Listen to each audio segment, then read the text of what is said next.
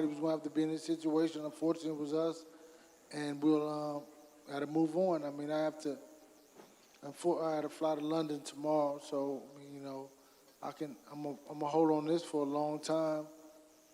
May not ever get over it.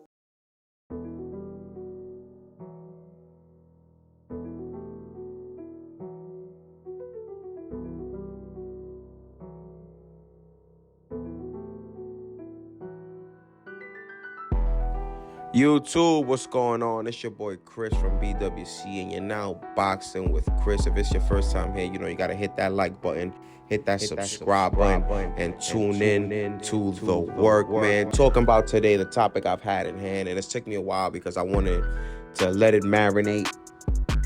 And as I look back at this Errol Spence Terrence Crawford showdown, and one of the questions is Derrick James overrated? Do I feel like he's overrated? No.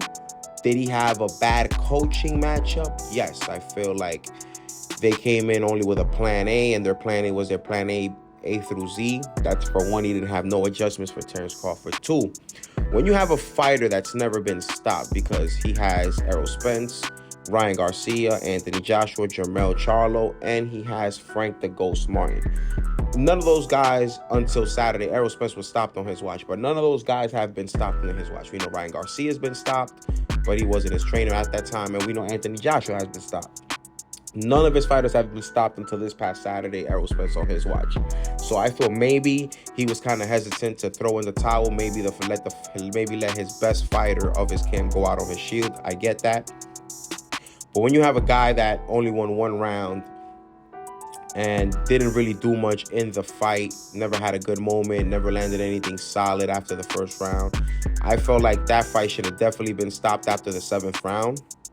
After those 2 knockdowns at the bell, and then dealing with obviously, arguably, one of the best finishers in the game of boxing today, and now the undisputed welterweight champion of the world, Terrence Crawford, him knocking him down at the end of the bell, him already taking all the punishment he had taken from round 2 and on. I thought the fight could have been stopped in the 7th round or at the end of the 7th, going into the 8th.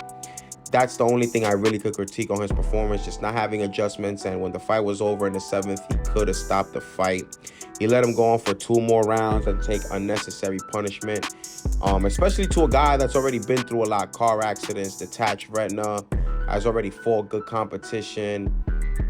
So in a way, do I place a lot of this on Derrick James? It's kind of a 50-50, you know. Errol Spence, who also was nowhere near the man we're used to see him. I know people want to bring up the weight and he looked high. Those things I don't want to touch on because I don't know. But one thing I can tell you, after the 2nd round, there was no adjustment made.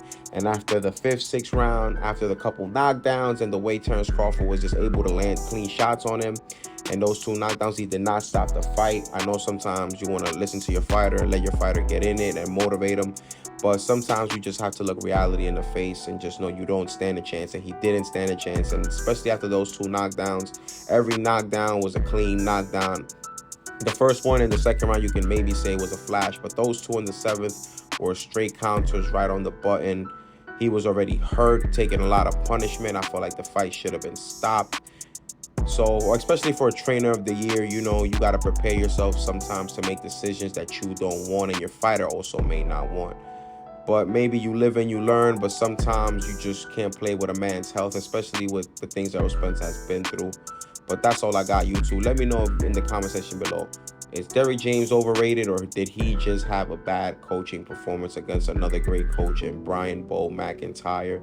Let me know what y'all think in the comment section below. It's your Chris from BWC. Thank you for boxing with Chris. You know what to do.